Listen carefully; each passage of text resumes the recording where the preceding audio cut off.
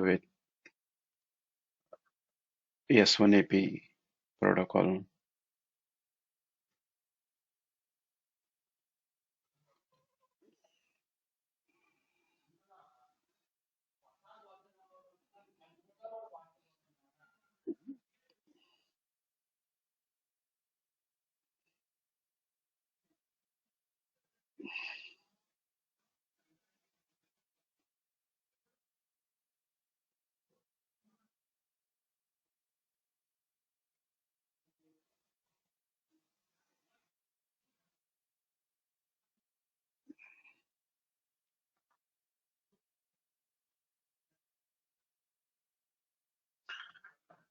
Okay,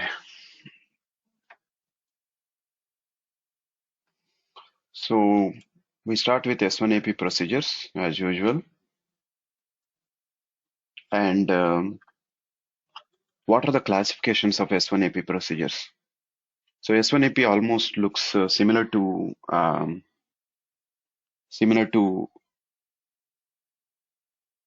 X2AP that we have already studied, and the procedures are classified in the same way, almost in similar manner. Like any messages which are having any procedures which are when the request is sent, when they are having the response, they are class 1, and if there is no response, it turns to be class 2.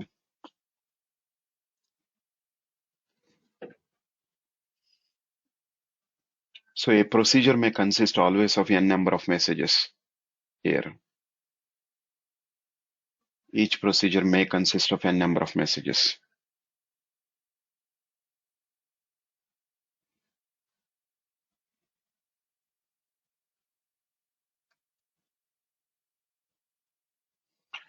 Again, we can divide these S1AP procedures into another vertical where we can divide the messages again in two different types of categories, like non-UE associated services and UE associated services. We have two types again over here.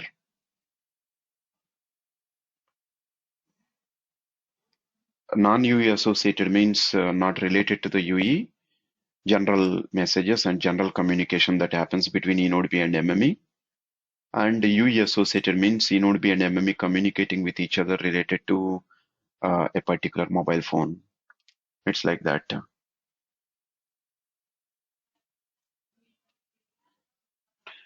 So then we have non-UE associated services,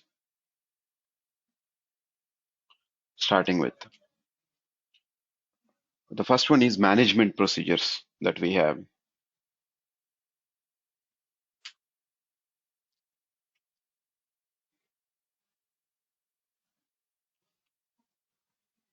S1 setup procedure. So S1 setup procedure is to establish a relationship between eNodeB and MME. So eNodeB and MME wanted to establish a relationship to help the mobile users. So at the starting message, the first message that they exchange is the setup procedure. Who proposes is eNodeB, sends a message called as S1 setup request to MME. If MME is accepting it, if it is not having any problem, it would respond back with S1 setup acceptance. There could be a failure also when eNodeB proposes this. If MME is not accepting because of any reason, it might quote a reason and send a failure message. One of the two scenarios that can happen. So this creates a relationship between eNodeB and MME. So what details will be present inside this S1 setup request, etc. S1 setup request message, we have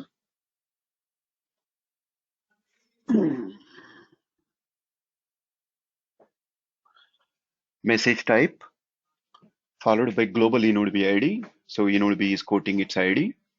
Then we have eNodeB name, like in which locality the eNodeB is present. Typically, that would be the name of the eNodeB, which is optional information element, may be included, may not be. Supported tracking areas, like how many tracking areas that the eNodeB is supporting. For example, if eNodeB is containing 6 cells, the 6 cells may be part of 2 tracking areas. So it will include the list of tracking areas. I support these tracking areas. This information is useful for MME to distribute the paging messages because MME knew which mobile is present in which tracking area. If MME have to send the paging messages, then MME would be sending those paging messages to the eNodeBs which are holding that tracking areas. So it is the responsibility of eNodeB to list the tracking areas it supports at the time of making a relationship with MME so that MME could use that information for its paging message distribution. So that's the purpose of the tracking areas. So there is a tracking area code, and the tracking area code is part of which PLMM. Um, then, if eNodeB is containing any private cells, you will have this private CSG ID list, which is a private cell related information. Like if the eNodeB is a home eNodeB and serving some private users, then this CSG ID would be present.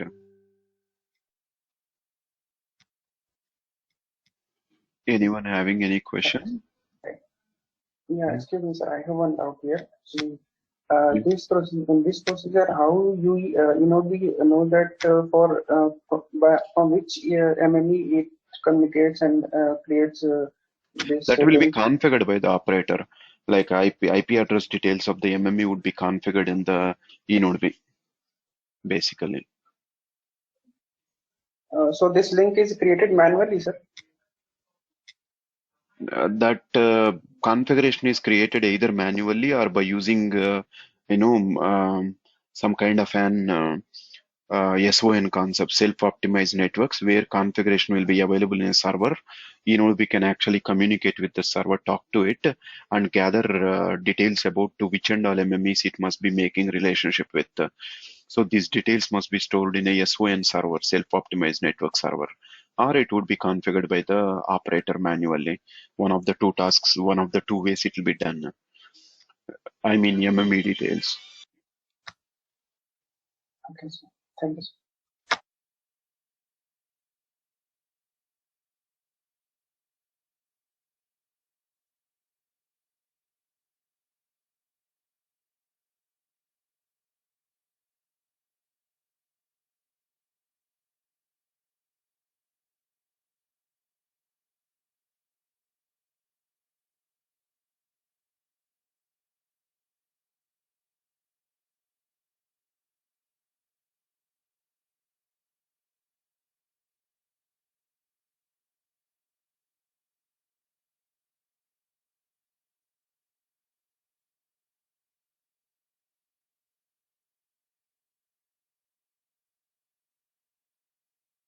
Back. Okay. Now, the next parameter that is present in this S1 setup request is default paging DRX. Like if MME is distributing the paging messages to eNodeB, um, paging messages to eNodeB. So like how often eNodeB would like to receive the paging messages. So that is the meaning of this default paging DRX basically here.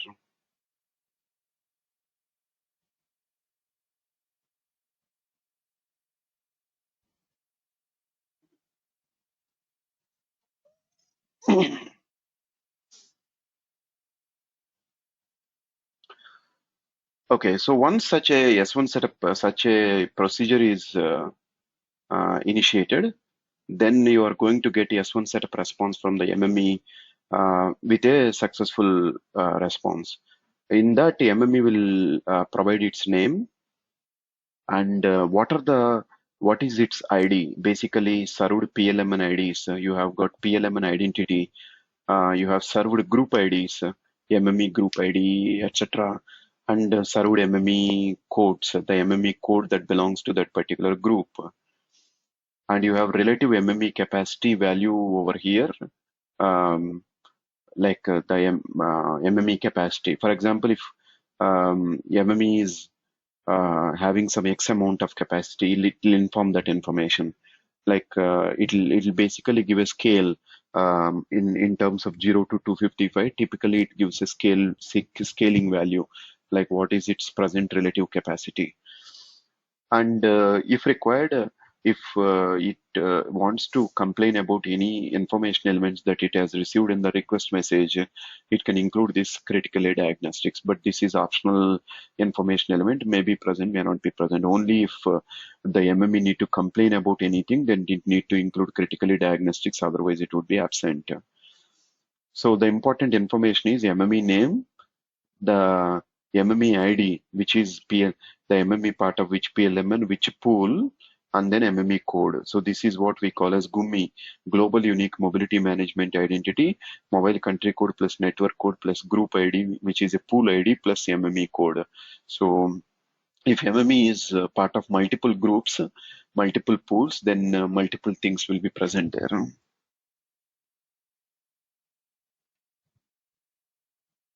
Then we have the S1 setup failure we have here, which is if MME is not accepting this S1 setup for any reason. So message type, you have the cause, time to wait, and critically diagnostics. Cause is the similar kind of causes that we have seen in X2. It could be by quoting any one of the causes that are present in this list, you can reject any of the procedures that got initiated. So it could be miscellaneous causes like hardware failure or O&M intervention, or I don't have the enough load capacity to accept your request, or it can report that the messages that you have sent are wrong, some syntax errors are there, some message is not compatible with my state at the time of receiving. So you can quote any of these kind of reasons and you can reject it. So this is the cause part. And of course, as I explained you, there could be this critically diagnostics present, either with a successful response as well as a failure message. Critically diagnostics can be there. So what exactly would be present inside this critically diagnostics is the same thing that we have already studied in S2AP. It will explain information about which which procedure is failing and in which message it is having a failure like that. So if you take a look at this critically diagnostics, which procedure has code has caused it, which triggered message, which IE, what is the IE ID, and what kind of error that you want to report related to that IE, like is it not understood or is it missing or whatever it is. So that kind of details can be quoted. So that is critically diagnostics part, which may be present as part of a positive response as well as a negative response in case of a failure as well. So with this S1 setup procedure, there would be relationship formed between eNodeB and MME.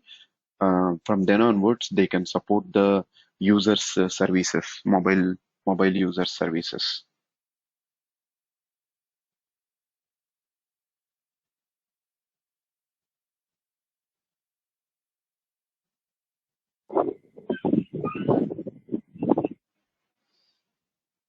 So just like how two eNodeBs formed the relationship with each other to Hello.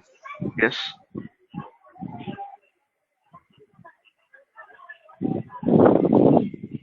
Yes, Siddharth, what's your question?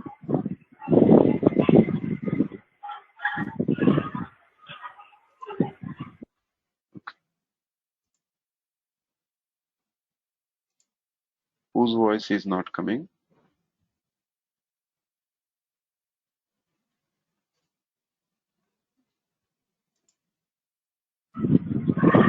Hello. Excuse me, sir. Yeah, yes, Siddharth, tell me.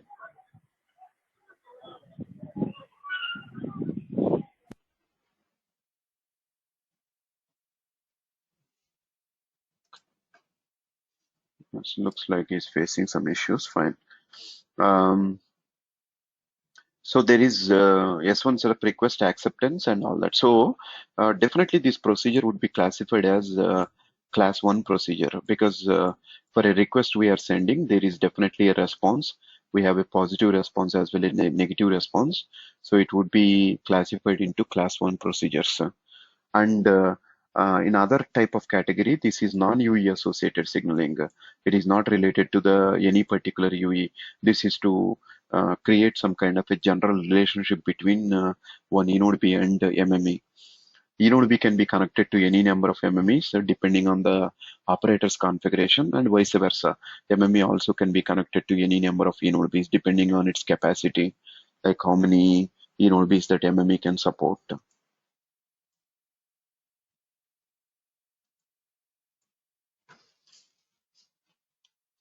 Okay.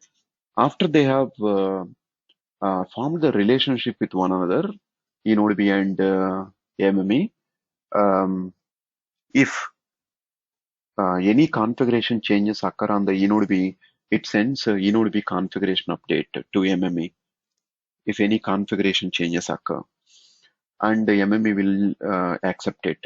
But if MME is not in a position to accept it by quoting a reason, it might actually come back to you and report that I'm rejecting this. So not at this particular stage. So that is the configuration update part. So that means whatever the things that the eNode B have reported earlier at the time of forming the relationship, those things have been changed. Like what things? eNode B name might have been changed, or now eNode B is supporting some additional tracking area codes, or eNode B is supporting any private CSGs, closest subscriber groups, or eNode B's paging DRX value is getting modified. Like that, any one of the previously listed parameters might have been changed. Once it is reported, MME is going to accept it. eNode B configuration update acknowledgement says that thank you very much for reporting me the updates on your side. But if MME is not in a position to accept it, it will send a configuration failure by quoting a cause and after how much time eNode B need to reattempt this configuration update procedure with the critically diagnostics information attached. Now, similar procedure is going to be there from MME side also. So if MME configuration gets changed from the previously reported configuration, so MME sends MME configuration update to eNode B, and eNode B is sending back MME configuration update acknowledgement to MME, and it can be vice versa. This is just a opposite procedure. So this is a positive acknowledgement, but if eNode B is not in a position to accept this configuration update, it can report configuration update failure. This could happen. So what kind of changes MME proposes? My name is got changed, or I am part of new pools right now and I am having new MME codes. My capacity is getting changed. So any one of the things that MME can be proposed. So the changes. And if eNode B is accepting the change, it eNode B quickly sends a positive acknowledgement message, which is not having many IEs inside. Only message type critically diagnostics is anyway optional in any case. But if eNode B is not in a position to accept this update for any reason, you have to quote the reason and reject it. Ask MME to report the same configuration update after waiting for some time. I'm right now busy with a lot of load, processing load, etc. So can you please, attempt this configuration update once again?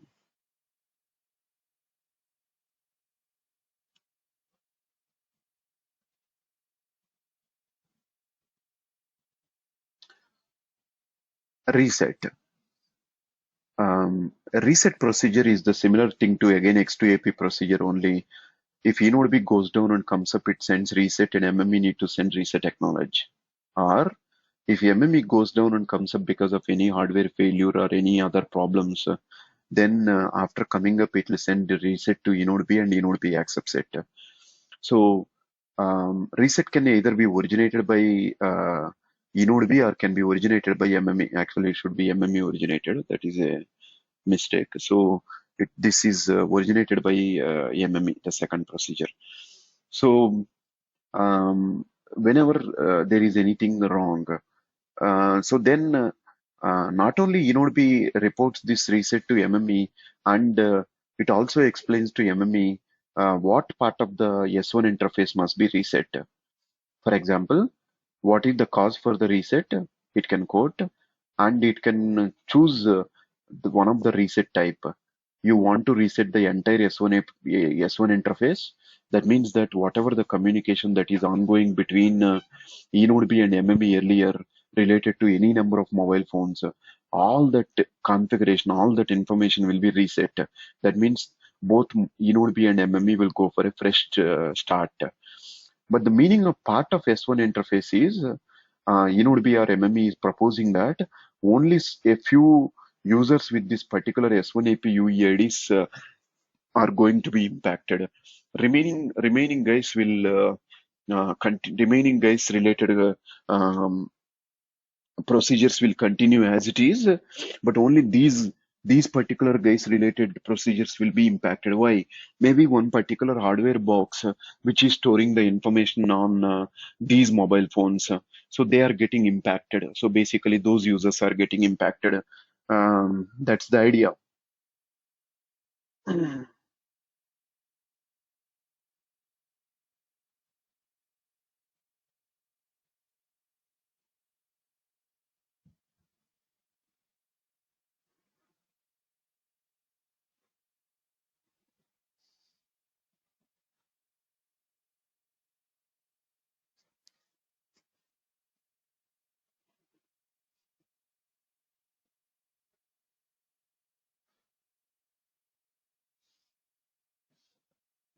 So, what kind of resets? So this kind of option is not there on the X2 interface. If on X2 interface, if any eNodeB goes down and comes up, the entire X2 operations will be impacted. But in case when on the S1 interface between eNodeB and MME, if any um, if any of these two components goes down and comes up after coming up, or if one particular hardware got failed, so in such scenarios you can choose among these two options that are available. You can go for a complete S1 interface reset, or you can say part of S1 interface to be reset. If it is part of S1 interface, how many UEs are impacted, and all those UEIDs, the impacted UEIDs, S1AP UEIDs, which we use for recognizing the mobiles on the S1AP interface. Okay, so remaining users will continue as it is. On the reset acknowledge, similar kind of details will be there. In case the other guy is accepting the list of, the partial S1AP reset that you have proposed, so this will be reset here.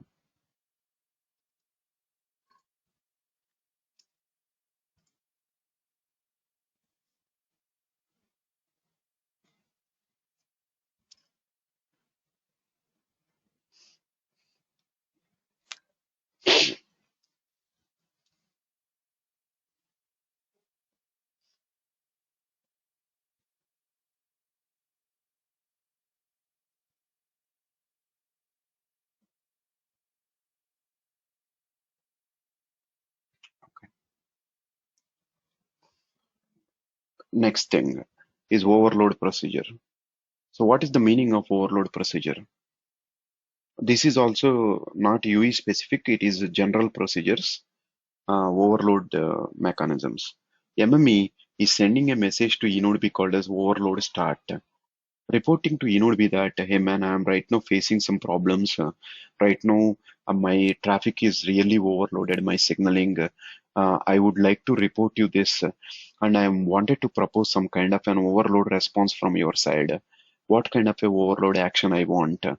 I want you to reject all RRC connection establishment for non-emergency services, or permit only emergency sessions, or reject all RRC connection establishment for signaling. So like that, it can propose one of the actions and explain to the eNodeB that when you are going to accept RRC connections, especially for my users who have registered with me earlier, um, you know, I'm taking this. Please take this action. So that's the idea here. Overload action means that.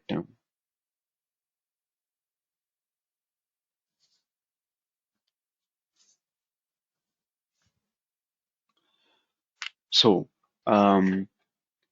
when such a proposal is sent by MME to eNodeB, if the mobile equipments are requesting for RRC connections, eNode B is basically going to keep rejecting the RRC connections proposed by the users. It will be that. But in case of once the MME's load is completed, MME will be sending a overload stop. In the overload stop, it will be say explaining to the Inode B that whatever the previous overload action I have suggested you, you can stop that overload action, stop rejecting RRC connections and accept my users connections.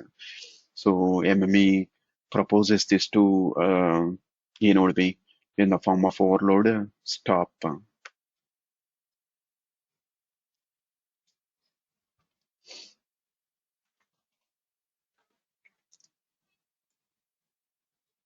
Okay. Next procedure, error indication procedure. Excuse me, sir. PPT is, I think, stuck. Only overload procedure is showing. Is anybody else? What happened? I can see only that overload procedure in PPT and no any details about that. Who is this? Nishant. What problem you are facing? Yes, Manish. Overload procedure I am seeing only, not any details about that. Is it? I You are have showed you, showing right? that only? I have showed you, right? Overload procedure is this. No, If the overload start no, procedure, but I didn't see that. I'm saying that. I don't know why. Right now, are you seeing it? Only overload procedure is showing that, means that is written only, no any details in there. No, it's showing. Everything is showing. Nishant, Can I just if you are facing any issue, do one thing. If it is frozen or something like that, you quit the meeting and join back. The problem will be automatically resolved. okay, sir.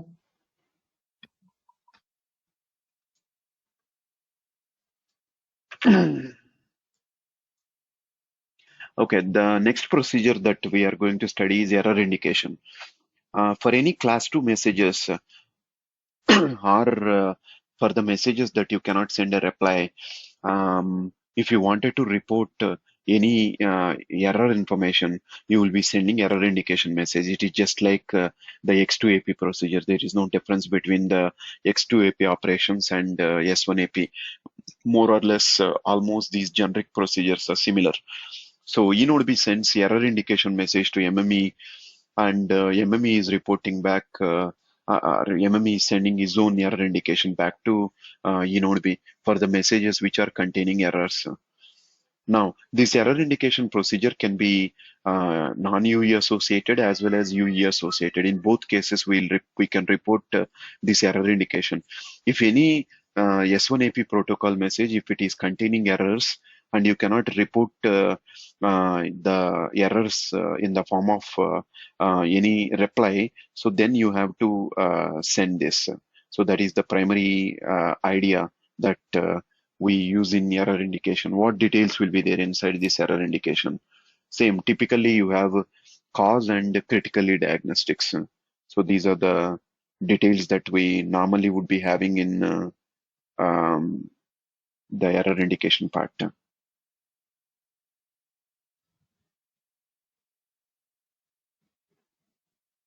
So what is the cause of the error indication, and critically diagnostics is to explain like which information element has caused this error.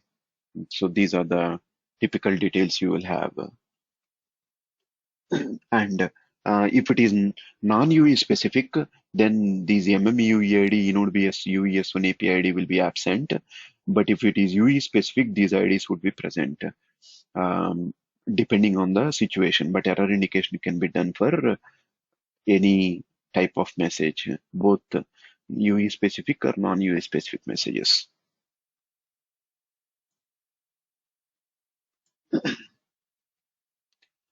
Okay, up to now, whatever the protocol messages we have seen are almost comparable to the eNode B to eNode B X2 communication. There are like one-on-one, you can do some kind of a comparison. But from here onwards, little deviance will be there. So these are like specifically work on only S1 interface. So the first, this we are still studying non-UI specific messages only. This message is write replace warning message. So MME sends a write replace warning request to InnoDB. InnoDB would be responding back with write replace warning response. What is this for? These are for warning messages. Either your ETWS messages, taxonomy warning messages, or CMAS warning messages, commercial mass alarming system related messages. So any alarming messages or any warning messages, they would never get originated at eNodeB. They would get originated at actually your MME. Operators will keep that information in the MME. From MME automatically, by using S1 protocol interface, they will distribute these warning messages to all the eNodeBs. So in this write replace warning request, MME will keep information like what kind of warning it is and etc. And it will also be explained to the eNodeB about in which areas this warning message must be distributed. So those kind of details will be present inside this. So the message type, message ID, serial number, warning area list. In list of areas, the warning message must be repeated. How many times it should be repeated? And the number of broadcasts requested, what is the period, how much amount of time it should be repeated, and how many times you need to repeat, what kind of a warning it is, and what is the actual warning related security information, how to decode that warning message in which language, like in English or Hindi or any local language related. The coding scheme means that the actual warning message contents followed by, is there any concurrent warning? For example, if there is a warning for a big rains, you can have a concurrent warning for floods also at the same time. So it is like that concurrent warning message indicator as well. You might be having at the same time. So that's possible. So like this, an information would be sent from um, MME to eNodeB to distribute these paging messages. Then what else? You have write replace warning response.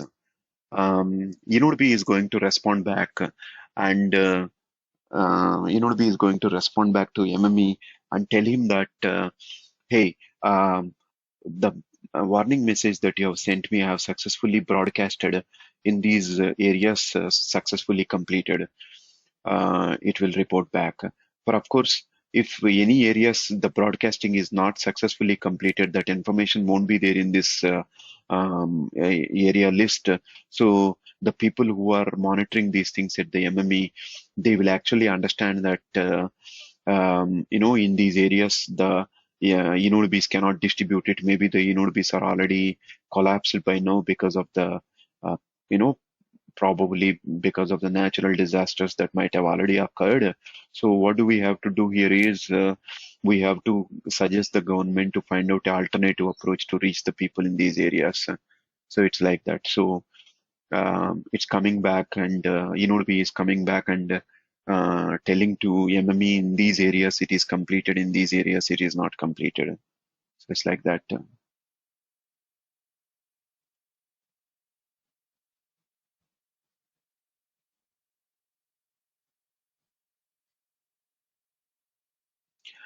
So there the next procedure called as kill procedure we have, and MME is going to use this kill procedure to kill the ongoing warning message. So MME sends a kill request to eNodeB. eNodeB sends a kill response back to MME. So in the kill request, it is going to include in which areas this warning must be killed, in which areas it must be killed.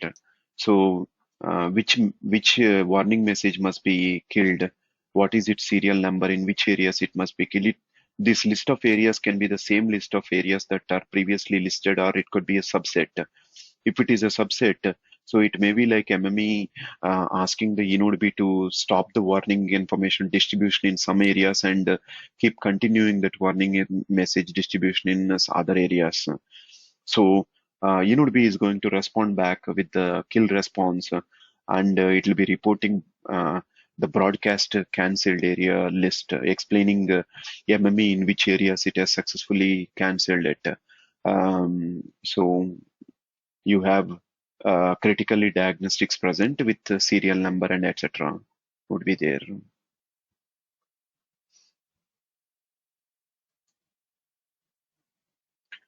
Okay. Still, we are continuing with non-UE specific procedure itself, and the next non-UE specific messages are paging messages. Um,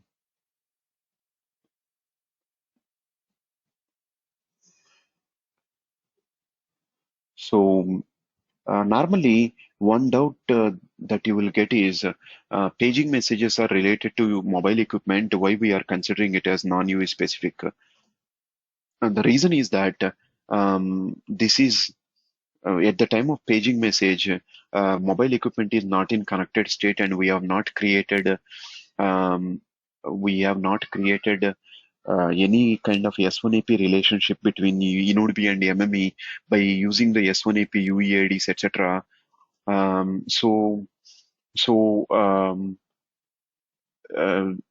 the messages that are sent from the paging messages which are sent from MME to eNodeB are going to be coming without the S1AP UEIDs. If any information that we send from MME to eNodeB without S1AP UEIDs, then those messages we have to consider it as non-UE associated signaling. Any messages that are exchanged between MME to eNodeB with the help of the S1AP UEIDs like MME S1AP UEID, eNodeB S1AP UEID by creating those temporary IDs on S1AP interfaces.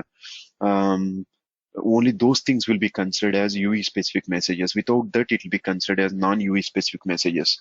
So this paging message, even though it is conveying incoming call related information to eNodeB, this will contain only like which mobile equipment is getting the incoming call, and what is the mobile's paging DRX, in which tracking areas we must be distributing this paging message.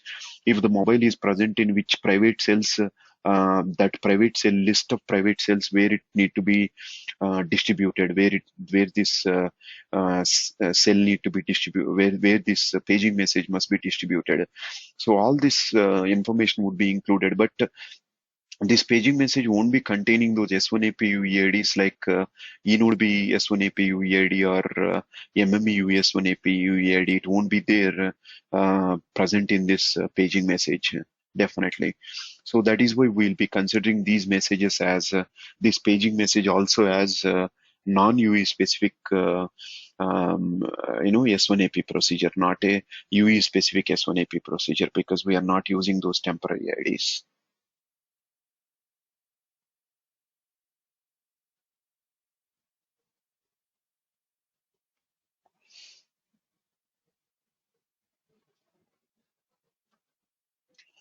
Okay. So when you compare it with the X2 interface, we have a little bit more, little more non-UE specific procedures we have on S1 interface.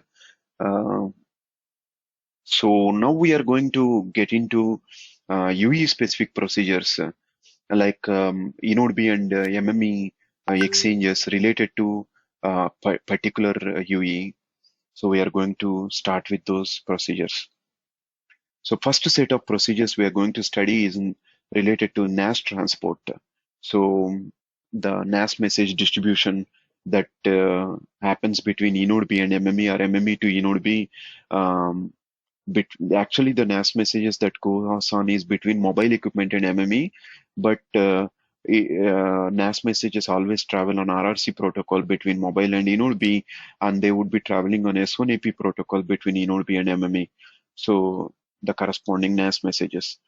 So the very first NAS message that arrives from eNodeB to MME after mobile equipment has made RRC connection, that is what we will be calling it as initial UE message.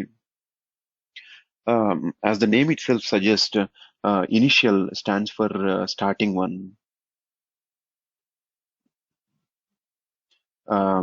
But please remember, um,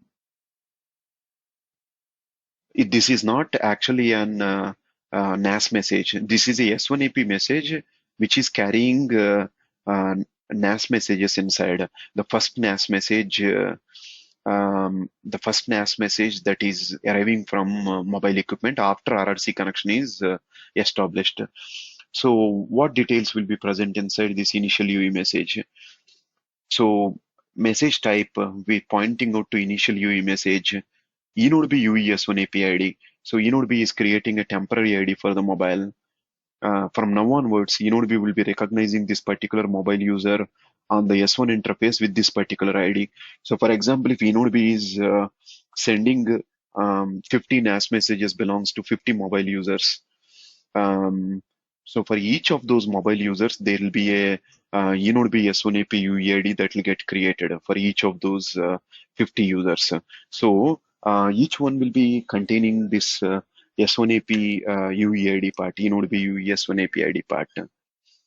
Um, then the actual NAS PDU um, the actual NAS PDU that we have received, that enode B has received from the mobile after the RRC connection is established, that will be present. And enode B also will be reporting to MME about what is the mobile's present tracking area ID. Why this must be reported? Mobile's tracking area ID. It is the duty of enode B to report the mobile's present tracking area. How does the enode B know, like in which tracking area the mobile is present?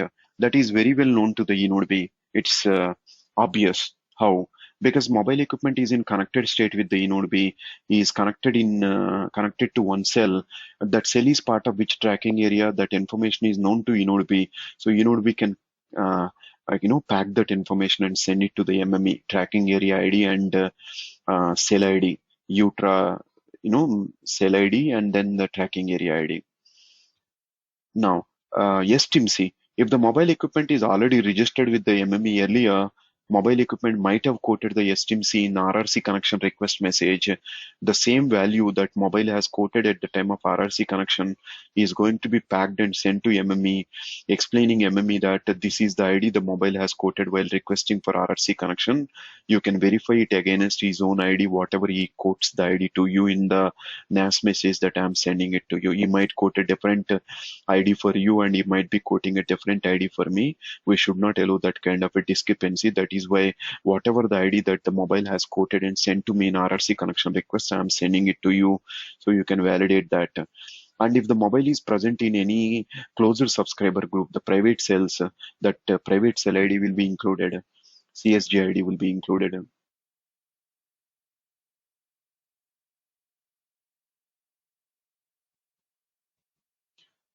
So also, enode B sends RRC establishment cause. Um, what is the um, RRC establishment cause mobile has quoted in RRC connection request message that will be included. And also, if mobile preferred any particular MME while requesting for RRC connection, even that MME ID that the mobile equipment has preferred, that information also would be packed and sent in this initial UE message. The major duty of this initial UE message is to carry this NAS PDU. But while would be sending this NAS PDU, he is not sticking purely to sending this NAS PDU, but it is also carrying a lot of additional details like what is the mobile's present geographical position and what is the STMC mobile quoted and what is the RRC establishment cause mobile quoted is part of RRC connection request procedure. If mobile is part of any private enode base, what is it? If mobile preferred any particular MME ID, that MME ID. By quoting all these details, MME would be sending enode B would be sending an initial UE message to the MME.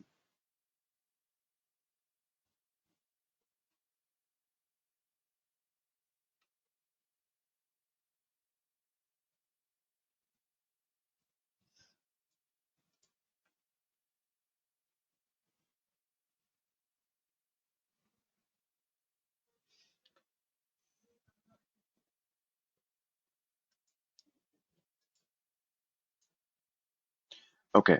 Uh, so after the first NAS message that is sent from Inode B to MME, if any further NAS messages that the Inode B sends to MME are going to be packed into a S1AP message called as uplink NAS transport. Only the first one is called as initial.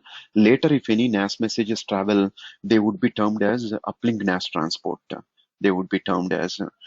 So if you look into this uplink NAS transport, this will also contain similar details, but little lesser information than initial UE message, because first time when the NAS message is being sent, your Inode B will be explaining details like what kind of reason mobile quoted at the time of establishing RRC connection, etc. We don't need to send the same details over and over again whenever we are sending a NAS message. Not needed. Only first time these kind of details matter. After that, you will simply be including just the UE IDs. By the time the Inode B starts sending uplink NAS transport, MME would have also created a MME UE S1 API ID.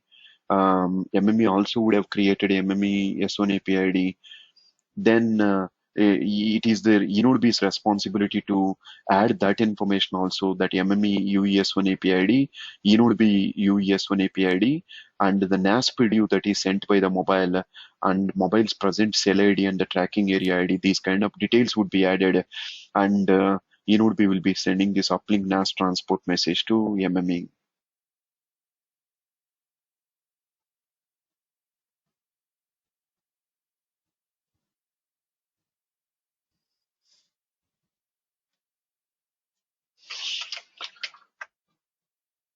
Okay.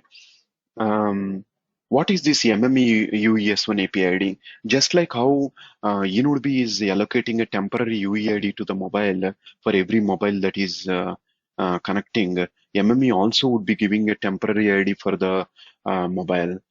So on the S1AP interface. So if there are like 5,000 users connected to MME on S1AP interface from different Inode Bs, MME's responsibility is to allocate one ID for one mobile to be able to recognize that UE specific procedures every time a particular activity takes place related to that particular mobile. So Inodebase will do this job, MME will do this job independently. So they will not be using a single ID on S1AP interface. Inodebase will maintain their own independent ID, MMEs will maintain their own IDs. So they are not following a same ID.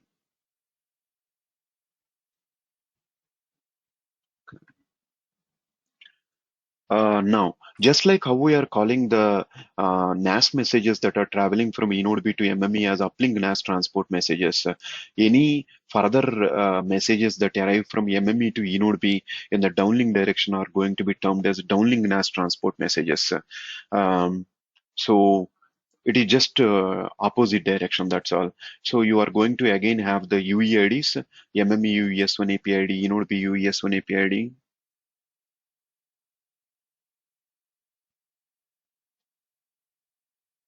And then we have the NAS PDU that is attached. And if MME would like to attach any additional handover restriction list for the mobile, it might attach that information and send it to the Inode B at the time of sending this downlink NAS transport message, but which is an optional parameter, may be included, may not be included, this handover restriction list. Now, if MME sends a downlink NAS transport to Inode B to dispatch it to the mobile by packing a NAS PDU and send it to Inode B, it is Inode B's responsibility to deliver that NAS PDU to the mobile. But for any reason, Inode B could not deliver the NAS message to the mobile.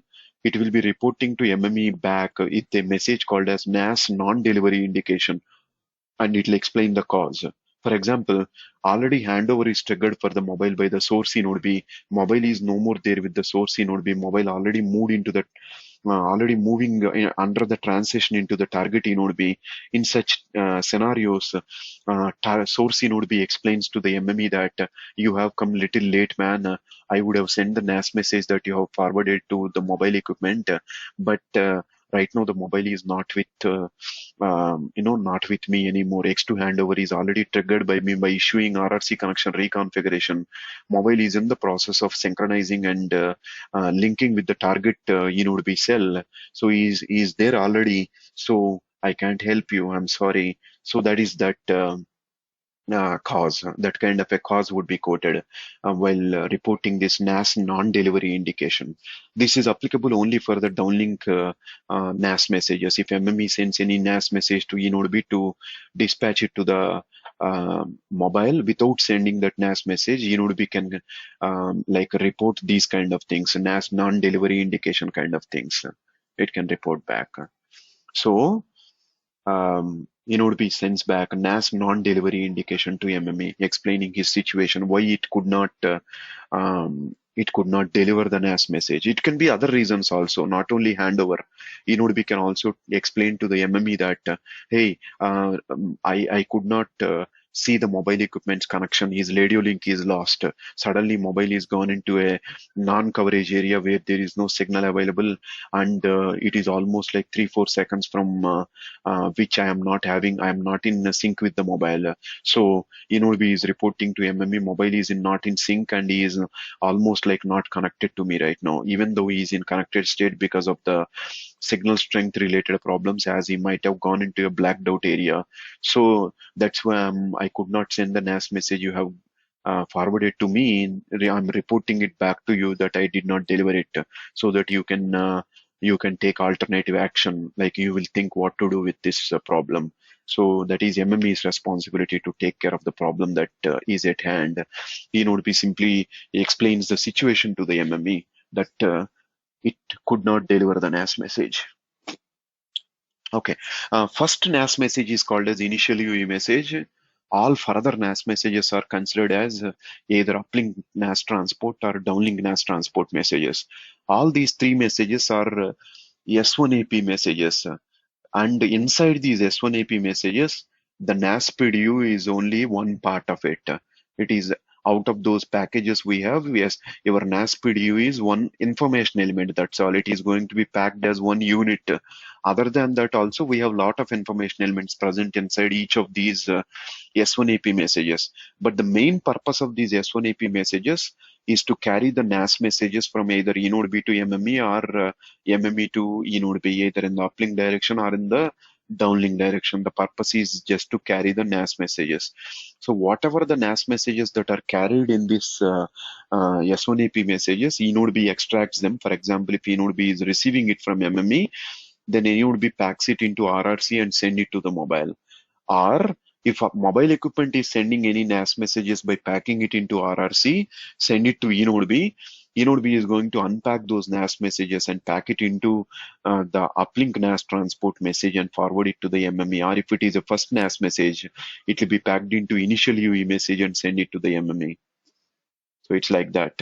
And in any case, if eNodeB could not deliver the NAS messages to mobile, it will be reporting this NAS non-delivery indication there. It will be reporting that.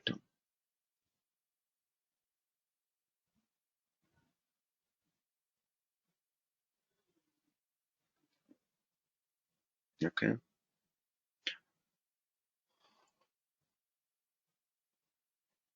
These are definitely UE specific procedures. Why are we calling them as UE specific procedures? Has definitely got a meaning. Why are we calling them as UE specific procedures? Because these are related to a particular user. These NAS messages that are, for example, if the NAS message comes to eNodeB won't send that NAS message to every mobile phone that is in connected state.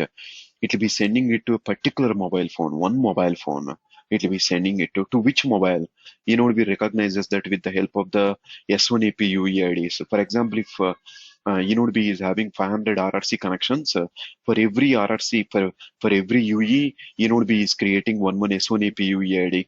So, depending on in the downlink NAS transport message, which S1AP UEID is quoted, based on that, you will recognize this NAS message must be forwarded to which mobile, and eNodeB forwards that NAS message to that particular mobile phone. That's the idea here.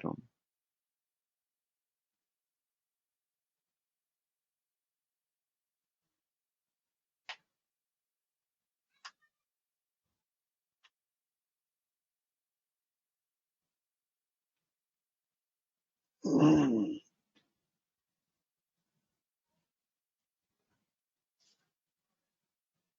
right. The next procedures are this. Okay. So next UE specific procedures is context management procedures. So what is this context management and what happens as part of it? So i- mobile equipment, let us suppose it has sent a attach request to MME.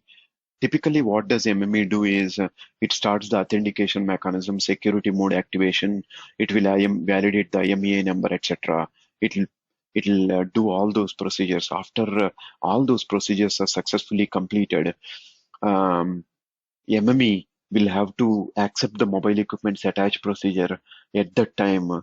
Exactly, almost in that moment, MME triggers this message to eNodeB, initial context setup request message to eNodeB. Of course, eNodeB need to going to respond back to this initial UE context setup request with a response. In case of a successful operation, if eNodeB could not uh, create the context that is ordered by the MME, then we must respond back with a failure, initial context setup failure. It must respond back with. But what details will be there inside this initial context setup request? Let us see. This is going to contain a big package of information. At first, message type refers to this message initial context setup. Two UE IDs to recognize the mobile, MME recognition and eNodeB recognition. Then we have UE aggregate maximum bitrate.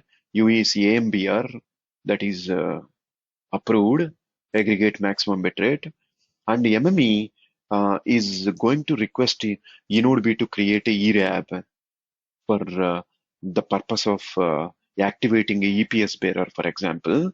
It'll ask eNodeB that it is your responsibility to create a ERAB. So please create so and so ERAB. So it is asking how many ERABs to be set up, a list of ERABs for each ERAB. What is the ERAB ID, the ERAB related quality of service parameters, and for that ERAB, what is the S gateway's IP address and S gateway's GTPU tunnel ID. So like these kind of details will be sent by MME that you must create a ERAB right now for this particular user because I am activating a EPS bearer. Even at the time when the mobile equipment is attaching with the LTE network, mobile must be connected to at least one PDN. For any PDN the mobile equipment connects, there must be at least one default bearer. These are the fundamental rules in LTE. So at least one ERAB must be created. So even if it is not n number of ERABs, at least one will be there. The list may be at least containing one ERAB related information there. And the corresponding NAS PDU with related to this particular EPS bearer, like asking for the this NAS PDU typically will be like it is asking for permission for activating a default bearer or a dedicated bearer kind of stuff, default bearer activation request, ESM message. That kind of details will be present in this NAS PDU. And please remember, NAS PDUs can be separately sent um, with the messages that we have already studied, like in the downlink NAS transport or uplink NAS transport, we can transfer the NAS messages. Also, we can transfer the NAS messages by packing them into proper S1AP messages, which are containing S1AP protocol information as well. So in this case, it is a mixed thing. The purpose of this initial context setup request message is not to carry only the NAS PDU. It is to uh, give a task to the eNodeB to do a job. Along with the task, we are also telling the eNodeB that, hey man, I'm sending you a NAS PDU in this message because anyway I'm sending this message. In this itself, I'm packing and sending the NAS PDU. You must extract this NAS PDU and send it to the mobile phone by using RRC protocol. You must do it.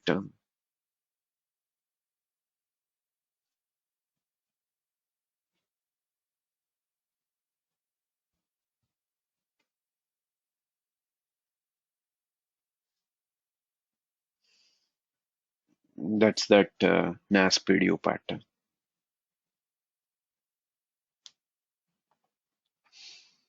Okay. Um, So MME is ordering Inode B to create a ERAB. We already know what is the meaning of ERAB. ERAB is equal to radio bearer between Inode B and mobile equipment, and a S1 bearer which is between mobile equipment and S gateway. Between Inode B and S gateway. Between Inode B and S gateway, Inode B need to create a tunnel ID and S gateway need to create a tunnel ID for exchanging GTPU traffic. S gateway already created a tunnel ID and providing the tunnel ID related information in terms of transport layer address, which is a S gateway's IP address for GTPU operation and the GTPU tunnel end identifier. These two details are already created by S gateway. Now eNodeB is also supposed to do a similar job, create the required GTPU tunnel for S1 operation to send and receive the S1 traffic on S1U interface, S1U protocol.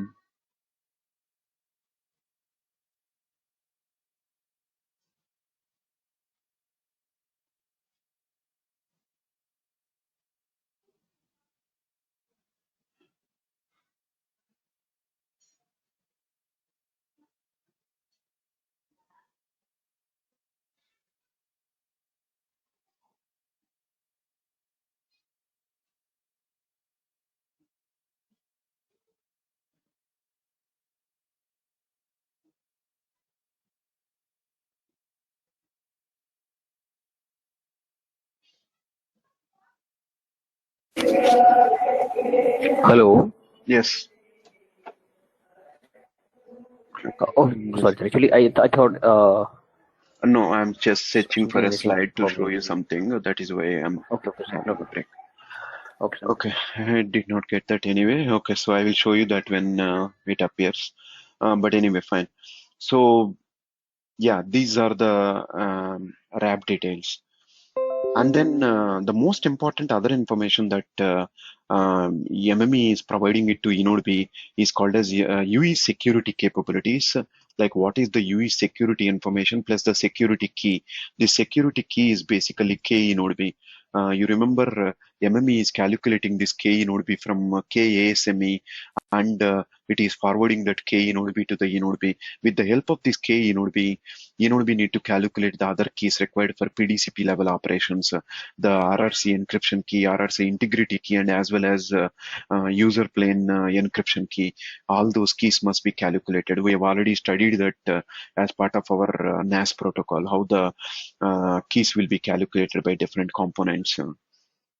And all the other informations are related to mostly related to advanced LTE concepts like CS fallback indicator, whether this UE is having CS fallback services enabled or not. um, are there any handover restrictions for this mobile?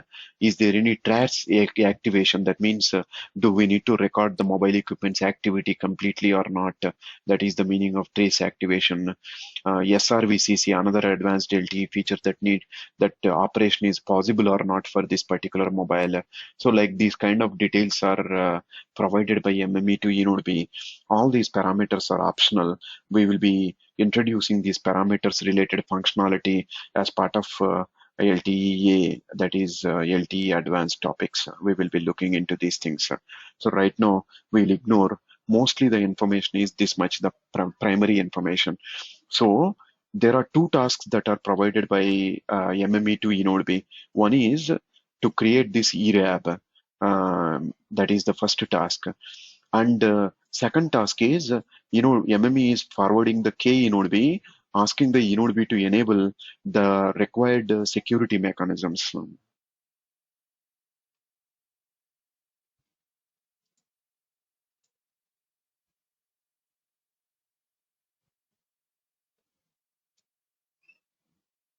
Okay. So what does eNodeB do after receiving this initial context setup request message? Um, I will show you that first. The moment eNodeB receives this initial context setup request message, eNodeB understands that MME is ordering me to create a ERAB, but there is one rule in LTE for creating a ERAB. Basically, ERAB is containing radio bearer plus S1 bearer. To create a radio bearer, which is a data radio bearer, you must enable the security. or you must enable the security mode in the PDCP level. It is a mandatory condition. For example, at the time of RRC connection establishment, we can create SRB1, but to create SRB2 or DRBs, it is have in LTE eNode B, there is a mandatory condition called as enabling the security mechanisms at PDCP level. Without enabling the security at PDCP, you are not never allowed to create either SRB2 or DRBs. You are not allowed to do that. So first eNode B does what? He will take the K eNode B that is received in this message. It calculates all the keys that are required for PDCP operation, and it triggers a message towards the mobile equipment first. Security mode command, which is a RRC message. It will trigger a RRC message called a security mode command, asking the mobile equipment that please start security mechanism at the PDCP layer. Once mobile successfully configures that security mechanisms on his side, it will be reporting security mode complete, reporting to eNode B that I have successfully configured the security at the PDCP level. Once that assurance is received by the eNode B, then eNode B triggers the next command to the mobile called as RRC connection reconfiguration request. So why do we need to reconfigure the RRC connection? Why do we need to reconfigure this?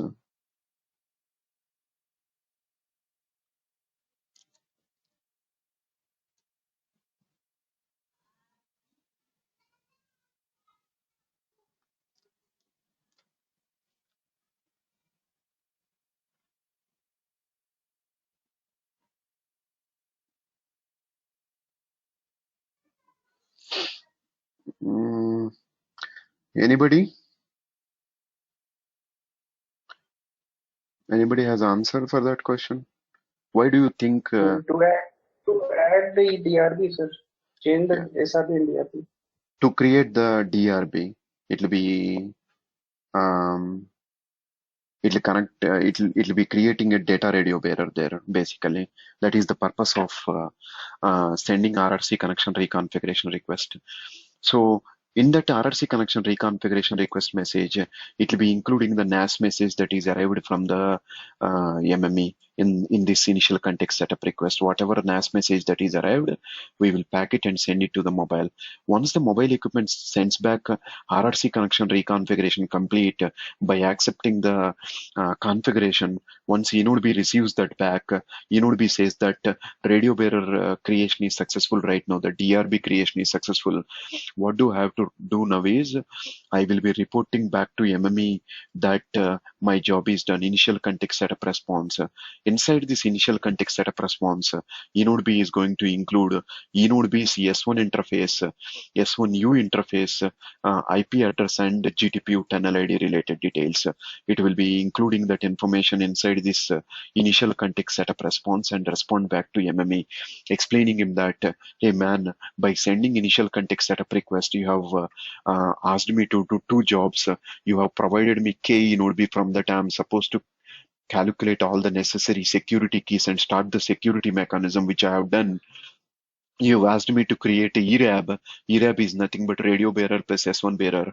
I communicated with the mobile equipment and created the radio bearer by using this RRC connection reconfiguration procedure. Once that is done, I have also created a S1 bearer, the S1 GTPU tunnel towards S gateway. I'm including the details in this initial context setup response and sending it back to you. So obviously, inside this initial context setup response message, you will have that information present. So the two UEIDs followed by how many ERABs. If MME asks mobile equipment, sorry, eNode B to create multiple ERABs, then it will contain a list of ERABs. Otherwise, it will at least contain one ERAB. So it will contain the ERAB ID and its ERAB's IP address and the TEID, the GTP TEID. It is going to include. So this is the eNode B's IP address for the purpose of S gateway to send the downlink traffic on this particular TEID, GTPU TEID. So these are the tunnel details that eNode B is creating for the purpose of receiving the downlink traffic from the S gateway for this particular ERAB, for this radio access bearer or e-radio access bearer. If, for example, if multiple ERAPs to be requested to be set up by the MME, then you will be reporting the uh, if there are any ERAPs that are failed, you will be reporting this ERAP failed to be set up list. You would be reporting it. Otherwise, you don't need to include it. If you want to only report it success, you can report only success. Now, if three ERAPs are proposed by MME and two ERAPs are successfully created, one ERAP is failed, you will be reporting a positive response only, explaining the situation that two are successful, one is failed. But if all the three ERAPs are failed to be created, everything is failed completely, then mobile is supposed to report back a setup failure, explaining what is caused this problem. This could be anything. For example, we can explain to MME that I could not start security mechanism with the mobile. When I proposed the security mode command to the mobile by sending a RRC message called as security mode command, mobile has not taken that positively, rejected it. So I have attempted one more time, again it failed. So I could not start the security mechanism. I know that without initiating the security mechanism, I am not allowed to create any DRBs. So because I could not create any DRBs that you are requesting for, and I did not even start the security mechanism you have asked me to trigger, that is also failed. So I'm reporting back that this initial context setup is a failure.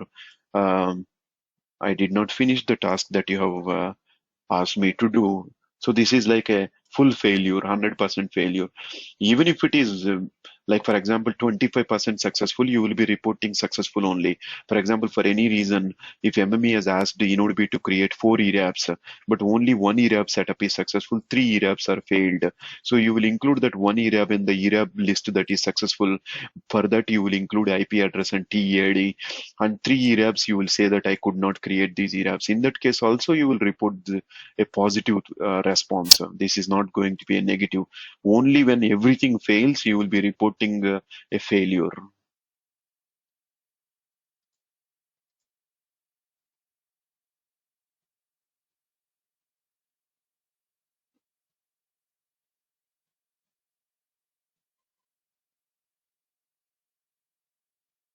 Okay. UE context modification procedure. So what is the meaning of UE context modification? MME triggers a message to eNodeB called UE context modification request. If eNodeB accepting it, it will send a positive acknowledgement. If it for any reason rejecting it, it will send a failure. But what is this UE context modification request? What kind of things will be modified? See, nothing. What in the previous context setup procedure, whatever are proposed in those proposed and accepted things, if any modifications occur, or if MME wanted to propose any modifications, he is doing this procedure, UE context modification part. In that, it will be quoting for this which user the UE context modification is taking place, and if the UE context modification is to change the security key, a fresh key node B is needed to be provided as part of the key change process. Up and every now and then the key change will happen in order to provide additional security for the user. So if any such key change is taking place, a fresh key node B would derive at node B from the MME and explain the node B that you need to generate fresh keys. You should not be using your previous keys. It is about time for you to restart your security algorithms with the fresh keys. Or if mobile's aggregate maximum bitrate is changing, like any subscriber information for the mobile has got modified um, at the HSS reported to MME that mobile's AMBR aggregate maximum bitrate need to be modified. You will be reported to be, hey, yellow little higher maximum bitrate for the mobile because mobile subscribed for more. So you can report that to be. Or if suddenly mobile equipment subscribed for CS fallback services in the middle of the service, MME reports to be that there is some CS fallback related feature parameters got changed, or if any UE security capabilities got changed. So any changes in the previously provided information, if it is changing, it is the duty of the MME to come back to eNode B and explain about the changes. So if eNode B is accepting it, it is not related to anything related to ERAB. It is all general things that are getting changed as part of the UE context. Um, your keys are changing, or any feature related things are changing, or data rate is overall data rate is changing. Your ERAB related data rate is not changing. It is the overall data rate. Aggregate means the accumulated data rate of all the ERABs that the mobile is having together. So that aggregate data rate is getting changed, or security key is getting changed, or any other feature related information is getting changed. MME is going to propose UE context modification request, and eNode B will have to either accept it positively. In that case, it need not to include any information other than the UE IDs. Even critically diagnostics is an optional parameter here, optional IE here. Only by including the IDs, you will be reporting a positive response. But if it is a negative response with a failure, you must quote the cause, and then if you want to explain about which IE has caused this, you might be including this critically diagnostics part.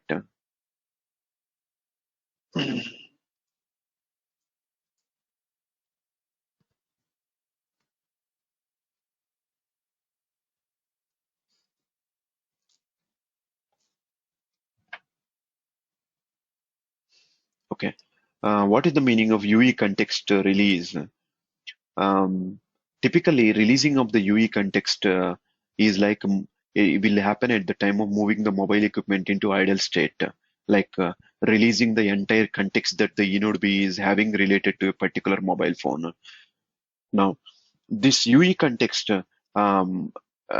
release can at times be proposed by the eNode B as well, especially when eNode B is facing any load problems.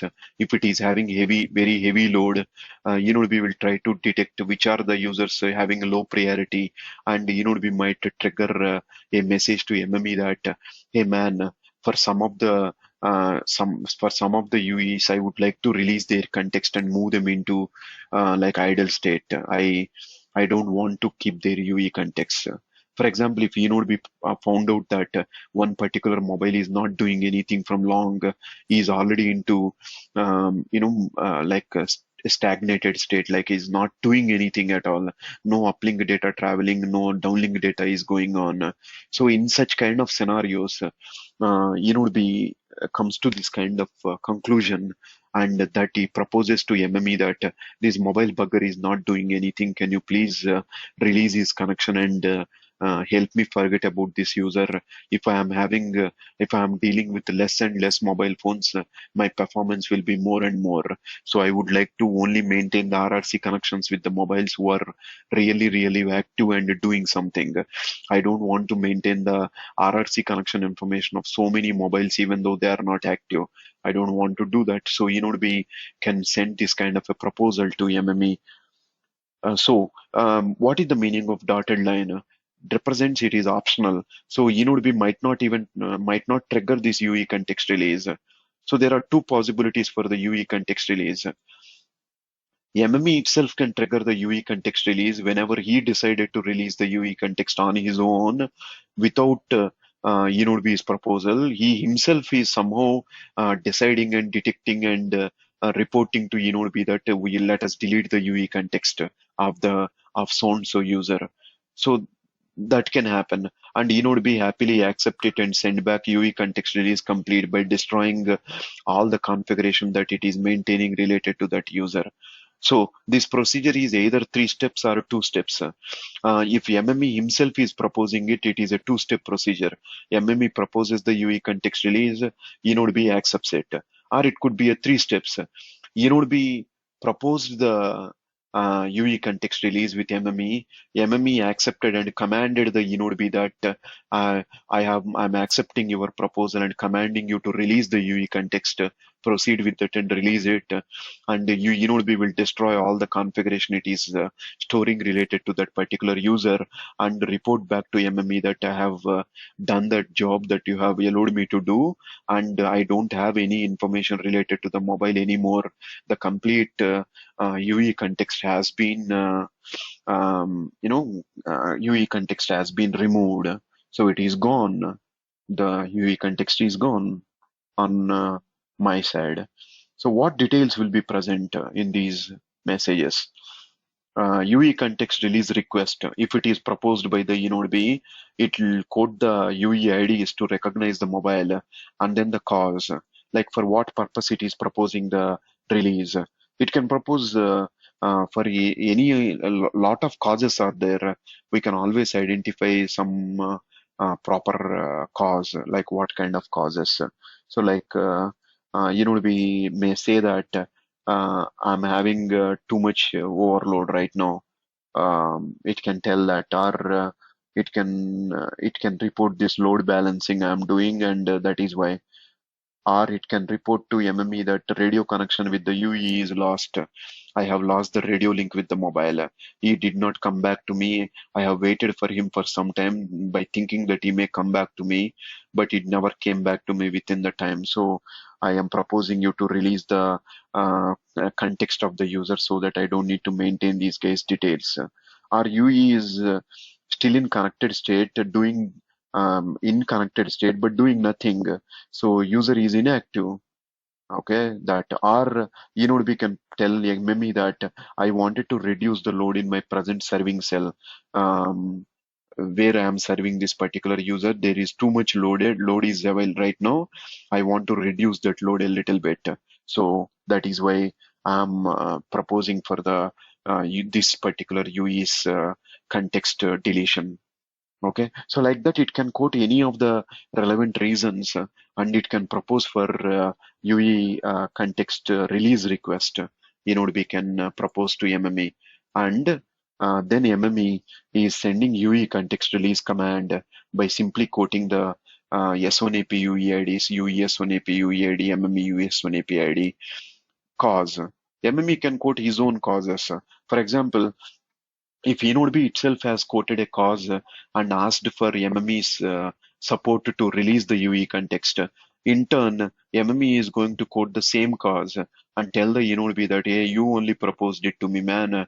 I'm quoting the same cause to you back, and I'm just sending you a command, giving you the permission to release the UE context by telling you which UE's context I'm permitting you to release by code sending those S1AP UE ID related details.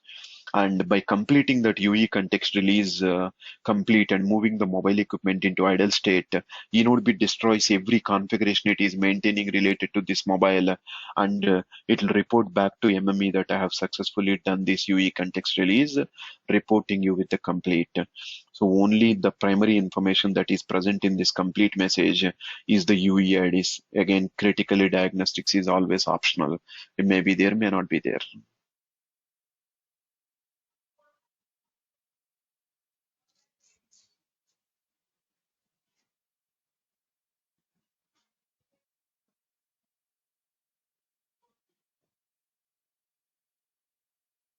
Okay.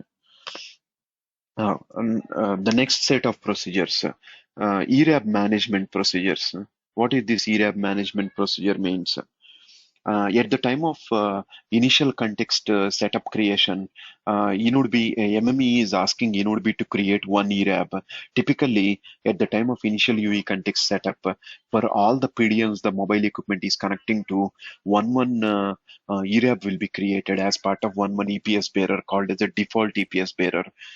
But after the default EPS bearer created at the time of the attach procedure or at the time of connecting to the PDN, only one ERAB would one ERAB for one PDN would get created.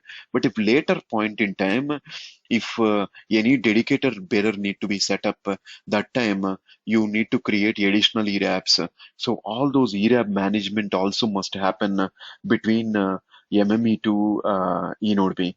So if MME is proposing a ERAB setup request to inode, it is indirectly explaining the inode that, hey man, it is the time for us to create additional ERABs for the mobile. It's like dedicated bearers to create additional dedicated bearers for the mobile required for the stringent operations like for sending all generic information we will be using a default bearer, but for making good quality of service related data sending or data receiving or something like that, we would be using ERAB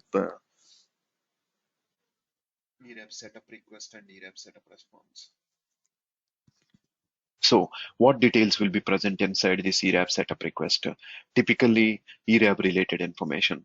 So the UEID is to recognize the mobile, and by creating this additional ERAB, is there any aggregate maximum bitrate for the mobile that is getting changed? Earlier, if the aggregate maximum bitrate is 10 Mbps, by adding a new ERAB, is there anything changing? If it is not changing, it is not required. It is optional parameter. You may include it, you may not include it.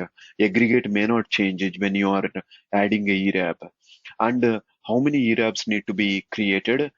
For each ERAB, what is its ID, what is its quality of service parameters, and the IP address and tunnel ID that is created by S gateway for this particular data reception and for the uplink direction. So S gateway would like to receive the uplink traffic from node B on this IP address and on this TE ID. Oh, excuse me, sir. Yes. Sir, ERAB scenario happened between node B MME into India via EV. Where? EV, user equipment. It's end-to-end scenario between node B or MME or is also is a part of user equipment. It will be node B. It will be part of. Sorry, you confused me. Basically, your mobile equipment also will be part of it. How? I will explain. I'm going to explain. Before that itself, you have asked the question. Just hold on for a minute. You will understand. And there is this NAS PDU attached inside. So what will happen and how the mobile equipment is involved in this ERAB setup? It's pretty simple.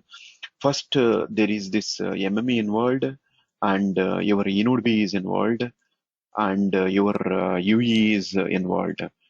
So what happens? MME sends this ERAB setup request to eNode B, asking eNode B to create a ERAB. ERAB stands for radio bearer plus S1 bearer.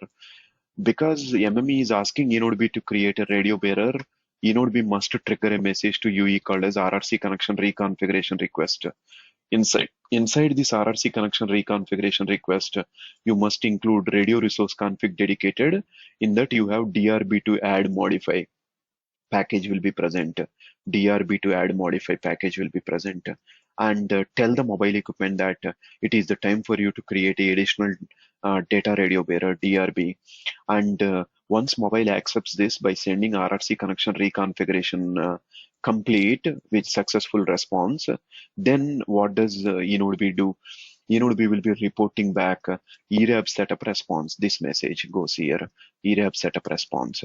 So you must involve mobile equipment because ERAB always represents radio bearer plus S1 bearer. To create a radio bearer, you must speak to mobile equipment by using this RRC procedure, RRC connection reconfiguration request. And also on top of it, before responding back, eNode B also must create a GTPU TEID and send that GTPU tunnel and identifier information to MME. Tell the MME that, hey man, for this particular ERAB, if S gateway wanted to send any downlink traffic, ask him to send the downlink traffic on this particular IP address and TEID. You need to include those details as well. So those are the things that you will find it here. In the ERAB setup request, you are having the IP address and the TEID created by the S gateway. So S gateway tunnel details are sent to you by MME, and eNode B noted down these S gateway's IP address and tunnel ID details for this ERAB to send the uplink traffic. This is for uplink traffic purpose. To send the uplink traffic to S gateway. Now, when the ERAB setup response is being sent by eNode B would be reporting, I have indeed created the ERABs that you have requested me to create. This ERAB ID is created, and I'm providing you my IP address and my tunnel ID to receive the traffic in the downlink direction from the S gateway. So to receive this downlink direction, please forward this IP address and tunnel ID details to S gateway. We forwarding this information to MME. MME will forward it to S gateway. So basically, MME will be playing a intermediate mediator role. So we have the eNode B present here, S gateway present here. S gateway tunnel IDs, S gateway forwards it to MME by using GTPC protocol. And what does MME do? MME forwards that tunnel information to eNode B by using S1AP protocol. And eNode B learns S gateway tunnel details, the S gateway tunnels that S gateway created for uplink traffic receiving. Same way, if eNode creates any downlink tunnels to receive the uh, traffic from S gateway, it will include the tunnel details and send the tunnel details to MME with the S1AP protocol message. That is this message, ERAB setup response. What does MME do? MME packs the tunnel information and send that information to S gateway in GTPC protocol message. So S gateway will learn about the tunnel IDs that are created by the eNode B. So these are the eNode B's tunnel ID details we are sending to the S gateway for receiving the downlink traffic. So for every ERAB, for every uh, um, ERAB, you must have one uplink tunnel mechanism, one downlink tunnel mechanism. Uplink tunnel mechanism will be sent from S gateway to eNode B. Downlink tunnel mechanism would be sent from eNode B to S gateway in the reverse direction, because these two guys cannot communicate with each other directly, as control interface is not existing. They must be communicating through MME by using two signaling protocols called as GTPC and S1AP. That is what exactly is taking place here. But of course, a RAB is always means it is S1 bearer plus radio bearer. So eNodeB must trigger the RRC connection reconfiguration request procedure towards the mobile as well. So that must be there also. So if the ERABs, if multiple ERABs are requested by MME to be configured, eNodeB could able to configure some ERABs. It will include that list of ERABs in the positive list, and it will keep the ERABs that are failed in the failed to be set up list, and um, tell the MME that I could not create all the ERABs that you have requested. I have created only a few ERABs. Could be that. So ERAB setup request and ERAB setup response to create additional ERABs, part of dedicated bearers, not for default, typically dedicated EPS bearers. We use these ERABs.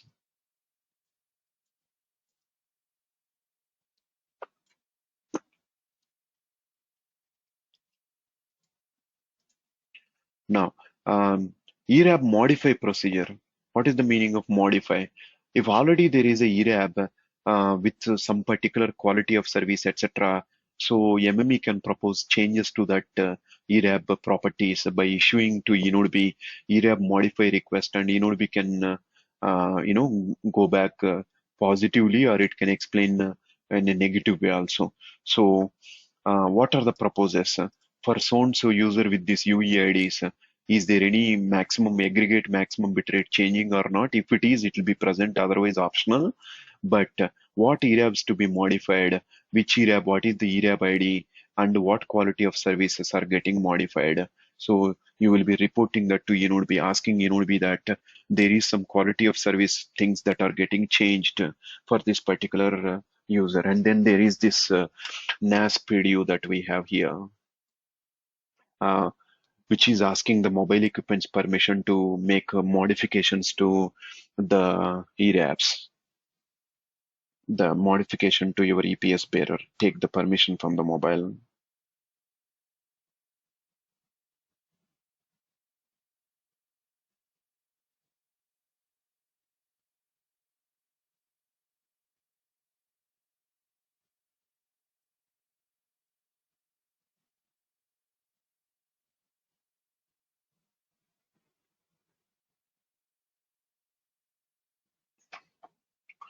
So if Enode B accepted that modification and successfully done the modification by communicating with the mobile phone also, it will be reporting the modified list. And if any modification failed, it will report that these ERABs that you have requested me to modify have failed to be modified. So both success and as well as failure is packed into the same response. Even if all the things are failed to be modified, you will complete all the ERABs list inside the failed to be modified list instead of this modified list. This is also optional. So if nothing is successful, everything is failed, you will be packing everything in the form of failed. So this response message is going to be considered as both positive as well as negative message. So if you are including successful response with perfect modification is worked out, that is positive response. If it is, it can be mixed also. How it is mixed. If two ERABs are proposed to be modified, one ERAB modification is successful, one ERAB is failed, it will become mixed, one positive, one negative. If two ERABs are proposed to be modified, both are failed, you have to include both ERAB IDs in this failed list. In that case, it is going to be completely negative response, but the response is going to be the same response, which is used for all different possibilities: positive response, negative response, or mixed response. And the last procedure we have here is ERAB release procedure. Um, Again, ERAB release can also be proposed by Enode B at the time when it is facing load-related problems. It may decide to release some of the ERABs for a mobile equipment, and it can indicate it to the MME, hey man, I have myself released some ERABs due to my resource-related problems. I'm facing very heavy load right now. Instead of throwing the mobile equipments into idle mode, I decided to release one ERAB from one mobile to reduce my overall load. So I have done that. I'm reporting it to you. So that is ERAB release indication that can be sent by eNodeB. So eNodeB can propose this uh, the ERAB release, or even without this optional step, MME himself can send the ERAB release command to eNodeB, and eNodeB responds back successfully to that ERAB release command. So again, just like the earlier example we have studied, this procedure can be either 3 steps or 2 steps. The proposal from the eNodeB may be there, may not be there.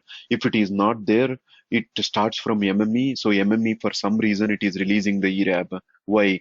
For example, P Gateway decided that there is no dedicated bearer required for the mobile anymore. We can release the ERAB. Let us suppose P Gateway decided that. P Gateway reports it to S Gateway. S Gateway reports it to S Gateway reports it to MME. MME proposing ERAB release command to the eNodeB to ask eNodeB to release this particular ERAB as a particular dedicated bearer is getting released, that is proposed by either a P gateway or a PCRF. So what do? You just send ERAB release command. It is not requested by eNodeB. So that's it. So eNodeB, by it communicates with the mobile, release the corresponding radio bearer, and it reports back to MME that I have released the ERAB that you have requested me to release it. So I have done that. So that is this ERAB release response. So um, if eNodeB is if eNodeB has released it, it will be including the list of ERABs that are released already at the eNodeB without even consulting MME. But once eNodeB sends that ERAB release list to MME, MME need to complete this procedure formally by sending ERAB release command. Hey, now I'm making it official by sending you this command. Whatever the ERABs that you told me that you have already released, those ERABs only I'm asking you to release it. You need to send an official release response. With that, both of us will complete one official procedure. It's some kind of stuff like that. So, um, so this step may be there, may not be there. Let us assume if this ERAB release step is not there, then MME just triggers ERAB release command by quoting the UEIDs to recognize for which user the ERABs must be released out of 100 mobiles who are in connected state. You can recognize that by using these IDs.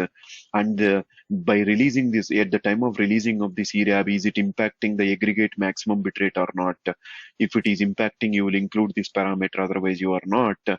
And which ERABs to be released, the list of ERABs that need to be released. And whenever we are releasing the ERABs, we must take the permission from the mobile equipment also to deactivate the dedicated bearers. That default dedicated bearer deactivation request ESM message will be packed in the form of NAS PDU. It comes to eNode B. eNode B will send that NAS PDU to the mobile. Mobile's NAS layer have to accept that EPS bearer release, basically the dedicated bearer release. Those things we will study as part of the log analysis. But by completing this ERAB release successfully, eNodeB's duty is to report back to MME that I have successfully released the ERABs that you've asked me to release. Some of the ERABs I could not release because the traffic is still there. For example, I'm still dispatching the traffic for that ERAB. So I could not do it. I'll do it later. So it can report back to MME that for these ERAPs because the traffic is still there. So I'm not in a position to I'm not in a position to send back this. I'm not in a position to um, release these ERAPs. You have to attempt this at a later point in time. So like that kind of a causes you can quote and you can report this ERAP failed to be released list.